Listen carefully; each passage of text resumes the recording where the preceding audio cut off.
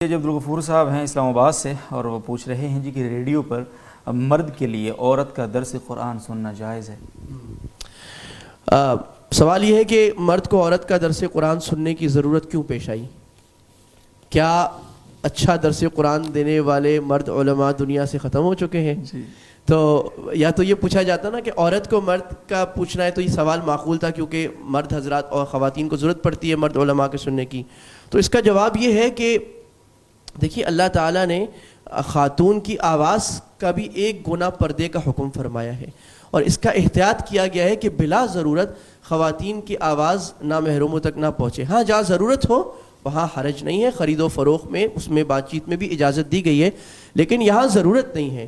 دوسری بات یہ ہے کہ یہ بات بھی اتنی معقول نہیں ہے، اس لیے کہ مرد علماء جتنی ہمارے علم میں بھی عالم عرب میں، انگریزی میں، اردو میں جتنے اسپیکرز دنیا میں میں جانتا ہوں، مرد اسپیکرز خواتین سے زیادہ بھی ہیں اور زیادہ کوالیفائڈ بھی ہیں۔ تو آپ کو چاہیے کہ آپ مرد حضرات کا ہی درس قرآن سنیں، چراغ سحری لے کر ڈھونڈیں، بہت مل جائیں گے انشاءاللہ۔